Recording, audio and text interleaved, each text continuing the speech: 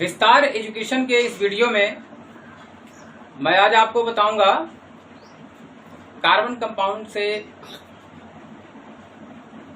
जैसे ethyl alcohol का गुणधर्म बताऊंगा। ये कार्बन का कंपाउंड है। एथिल अल्कोहल को स्पिरिट ऑफ वाइन कहते हैं और ये फलों के एस्टर से भी प्राप्त करते हैं। ये ग्रेन अल्कोहल भी कहलाता है। स्टार्च युक्त जो भोज्य पदार्थ हैं उनसे भी अल्कोहल को बनाया जाता है, इसलिए इसे हम ग्रेन अल्कोहल भी कहते हैं। आइए अल्कोहल का पहले फार्मूला देखिए। फार्मूले के बाद यहाँ पर इसके बनाने का तरीका देखिए। पहला प्रोसेस मैंने ये जो लिखा है बोर्ड पे, ये फर्मेंटेशन प्रोसेस है। इसमें C2H5OH फार्मूला है। ये स्टार्च है, C6H10O5 स्टार्च है। आप जानते हैं चावल में, आलू में, मक्के में, तमाम सारे अनाजों में ये स्टार्च पाया जाता है। स्टार्च और यहाँ बाहर यन लिखने का मतलब है ये पॉलीमर होता है। ये जो सिंगल यूनिट है ये कई एक लंबी चेन में बधी होती है, इसलिए ये यहाँ पे यन बाहर लिखा रहता है। जब वाटर के साथ ईस्ट के प्रेजेंस में डायस्टेज एंजाइम होता है, इसकी प्रेजेंस में जब क्रिया होती है तो ये माल्टोज मतलब फर्मेंटेशन प्रोसेस होता है, माल्टोज बनता है और माल्टोज फिर डायस्टेज एंजाइम की उपस्थिति में ग्लूकोज बनाता है और ये ग्लूकोज फिर जाइमेज एंजाइम की उपस्थिति में एथेनॉल यानी एथिल अल्कोहल बनाता है, जिसको जो शराब में किसी में ज्यादा किसी में कम परसेंटेज के रूप में होता है, इसीलिए इसे स्पिरिट ऑफ वाइन कहते हैं। और यहाँ कार्बन डाइऑक्साइड गैस निकलती रहती है। फर्मेंटेशन प्रोसेस में खासकर CO2 गैस निकलती ही है। तो ये एक प्रोसेस है जिसको आपने स्टार्च से बनाया। दूसरा एक प्रोसेस है जो शर्करा से बनाते हैं, उसको देखिए। शर्करा से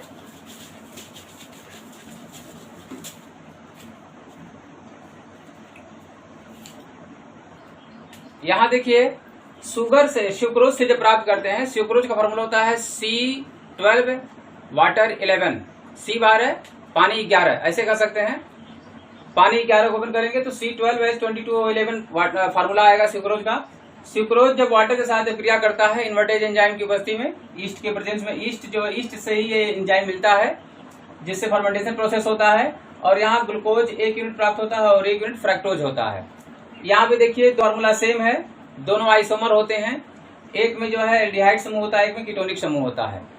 अब यहाँ पर देखिए ग्लूकोज, फिर जब ग्लूकोज का जाइमेज एंजाइम की उपस्थिति में फर्मेंटेशन होता है तो एथेनॉल और कार्बन डाइऑक्साइड बनता है।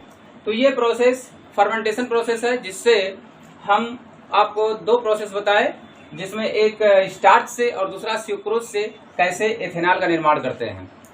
अब यहाँ पर एथेनॉल के कुछ भौतिक गुणधर्म हैं, उनको समझने का प्रयास करें। एथेनॉल का बॉइलिंग पॉइंट 78 डिग्री सेल्सियस होता है। एथेनॉल उदासीन होता है, ये लिटमस पेपर पर कोई प्रभाव नहीं डालता है। एथेनॉल सोडियम से क्रिया करता है तो यहाँ पे यह हाइड्रोजन गैस इवॉल्व करता है। अब इसका मैं रासायनिक गुण भी बता रहा हूं। यहाँ पे एक इसका रिएक्शन है C2H5OH। सोडियम मेटल से अभिक्रिया करने पर यहाँ पर सोडियम जो मेटल है इस हाइड्रोजन को रिप्लेस कर देता है और बनाता है C2H5ONa। सोडियम इथॉक्साइड नाम होगा इसका, सोडियम इथॉक्साइड। और यह ये एथेनॉल है ही, यानी सोडियम धातु से क्रिया कराने पर हाइड्रोजन गैस इवॉल्व होती है। यहाँ पे H2 लिखेंगे तो यहाँ पे आपको 2 लिखना पड़ेगा, तो ये रिएक्शन भी बैलेंस हो जाएगा। दूसरा जो प्रोसेस है, सोडियम के बाद ऑक्सीकरण क्रिया होती है। अब ऑक्सीकरण क्रिया में यहाँ पे देखिए एथेनॉल की जो क्रिया होती है ऑक्सीकरण क्रिया। ऑक्सीकरण क्रिया के लिए एल्कलाइन के MnO4 जो ऑक्सीडाइजिंग एजेंट है, या एसिडिफाइड K2Cr2O7, अम्लीकृत पोटेशियम डाइक्रोमेट या क्षारीय के MnO4, ये दोनों ऑक्सीडाइजिंग एजेंट होते हैं, प्रबल ऑक्सीकारक होते हैं। ये ऑक्सीजन प्रोवाइड करते हैं या विकारक को CH3CH2OH ये ऑक्सीजन नवजात ऑक्सीजन मिल रहा है यहाँ से, और ये कन्वर्ट कर देगा एल्डिहाइड में, और फिर एल्डिहाइड यानी एस्टल्डिहाइड बना, एस्टल्डिहाइड फिर अल्कलाइन के मेनफोर की उपस्थिति में यहाँ पर कन्वर्ट होता है एस्टिक एसिड में। तो इसको आप डायरेक्ट भी लिख सकते हैं, अगर एक रिएक्शन लिखना है बोर्ड के पॉइंट ऑफ व्यू से कि how you will obtain acetic acid from alcohol, तो आप डायरेक्ट रिएक्शन लिख सकते हैं CH3CH2OH plus oxygen in presence of alkaline KMnO4 is equal to CH3COOH। ये तो मैंने स्टेप वाइज दिखा दिया कि मतलब आपको समझ में आए। यहाँ पर देखिए ये ऑक्सीकरण क्रिया में याद रखिए अल्कोहल का जब भी ऑक्सीकरण होगा तो पहले एल्डिहाइड बनता है, अगर माइल्ड ऑक्सीडाइजिंग एजेंट है कोई उसकी भी उपस्थिति में पहले एल्डिहाइड बनता है, और एल्डिहाइड के बाद भी फिर क्या बनता है, कार्बोक्सिलिक अम्ल बनता है। यहाँ पे कार्बोक्सिलिक समूह है। तो इस तरह से ये अभिक्रिया होती है। जो अगली अभिक्रिया है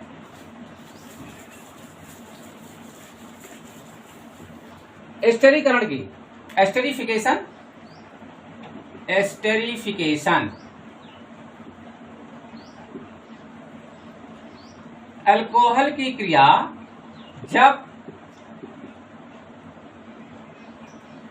एस्टिक अम्ल से होती है CH3COOH, एस्टिक अम्ल से इन ऑफ कंसंट्रेटेड H2SO4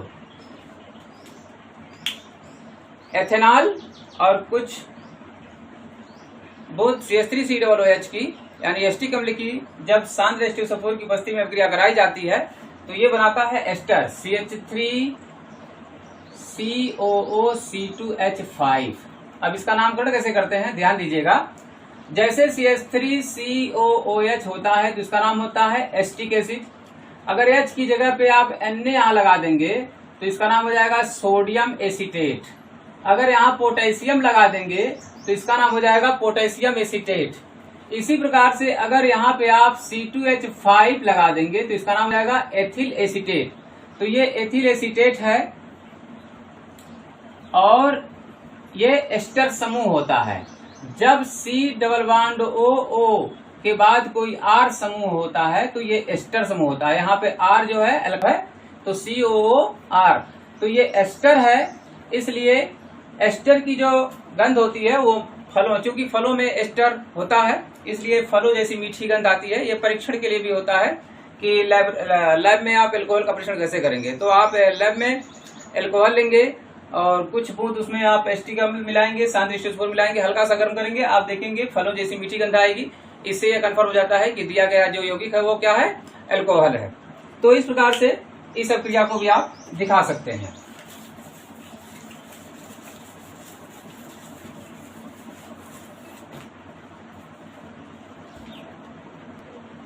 अब आइए अगला रिएक्शन है जो डिहाइड्रेशन रिएक्शन। डिहाइड्रेशन रिएक्शन में जब एथिल अल्कोहल का CH3CH2OH, एथिल अल्कोहल का डिहाइड्रेशन जब कराते हैं इन presence of concentrated H2SO4 160 to 170 degree Celsius temperature पे, तो यहाँ पे इसका डिहाइड्रेशन होता है, इसमें से वाटर निकलता है और ये बनाता है CH2 double bond CH2।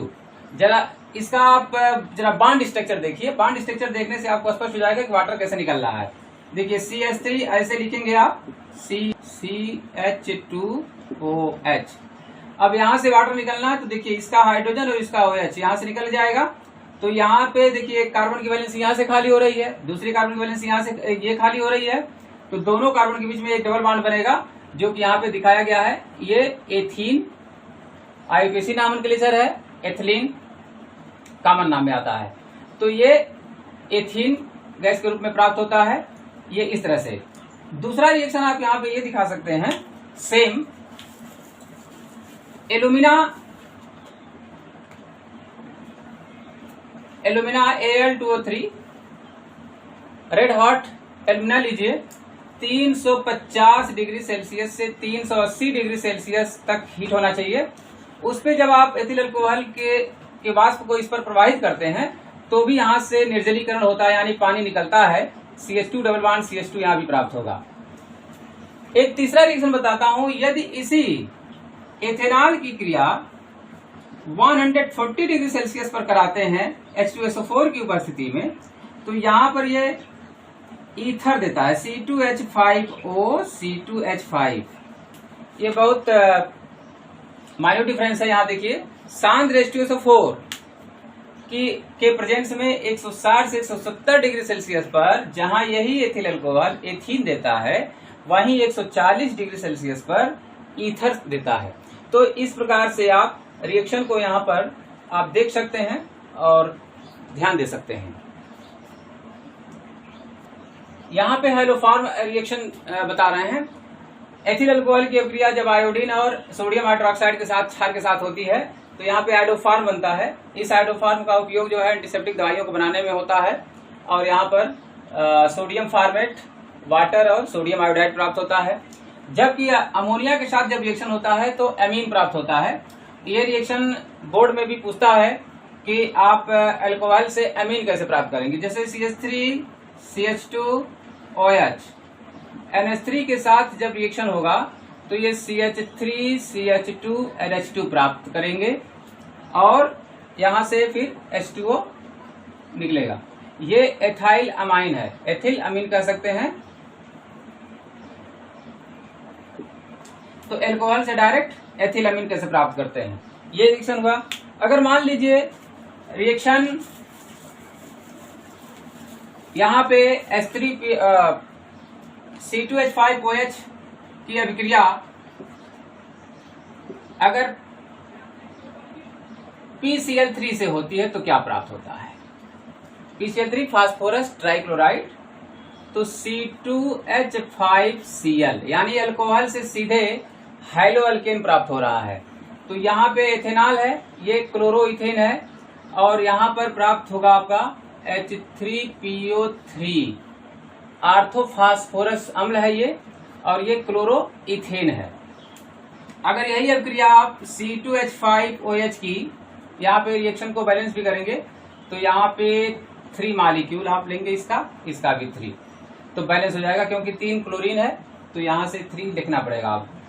C2H5OH है, इसकी अभिक्रिया आप कराएंगे PCl5 से, तब भी आपको सेम प्रोडक्ट प्राप्त होता है C2H5Cl और POCl3 प्लस HCl। यहाँ पे देखिए Cl5 हो चुका है और फास्फोरस एक है, बाकी रिएक्शंस बैलेंस है। तो यहाँ पे अल्कोहल की अभिक्रिया जब PCl3 से होती है तब भी आपको हेलो अल्केन प्राप्त होता है, PCl5 से होती है तब भी आपको हेलो अल्केन यानी क्लोरोइथेन प्राप्त होता है। अब बताते हैं आपको एथिल अल्कोहल का उपयोग क्या है। एथिल अल्कोहल का उपयोग रंजक बनाने में, औषधियों को बनाने में, जैसे आपको रिएक्शन बताया कि आइडोफॉर्म बनाया जाता है, तो इस तरह से औषधि बनाने में, कार रेडिएटरों में एंटी फ्रीज के रूप में भी इस्तेमाल होता है ये। और आप जानते हैं कि जितने प्रकार के शराब बनते हैं उसमें अल्कोहल की कुछ न कुछ मात्रा होती है, तो अल्कोहल शराब बनाने में भी होती है। तो ये सभी इसके और तमाम सारे ऑर्गेनिक सॉल्वेंट के रूप में भी इसका इस्तेमाल होता है। ये इसका उपयोग है। इसमें एक पॉइंट आता है पर मेथिलीकृत अल्कोहल क्या है। तो अल्कोहल में जब मेथेनॉल को मिलाया जाता है तो मेथेनॉल चूंकि जहरीला होता है, अल्कोहल को बचाने के लिए, मतलब ज्यादा इसका कहीं जहां बन रहा है उसका दुरुपयोग ना हो, इसलिए उसमें मेथिल अल्कोहल मिलाया जाता है। मेथिल अल्कोहल मिलाने से वो जहरीला हो जाता है, तो इसे हम मेथिलीकृत स्पिरिट भी कहते हैं। परिशुद्ध अल्कोहल क्या होता है? बिल्कुल एब्सोल्यूट अल्कोहल, जिसमें 99.9% से 100% अगर अल्कोहल है तो उसको आप एब्सोल्यूट अल्कोहल कहेंगे, परिशुद्ध अल्कोहल कहेंगे। इसके अलावा परिशोधित स्पिरिट क्या है? परिशोधित स्पिरिट से मतलब यहाँ यह है कि जिसका आप डिस्टिलेशन करें तो वो अलग अलग फ्रैक्शन ना हो। 95.4% अल्कोहल रहे, 4.5% वाटर रहेगा, तो इसके मिक्सचर को हम परिशोधित स्पिरिट कहते हैं। एक पॉइंट आता है इसमें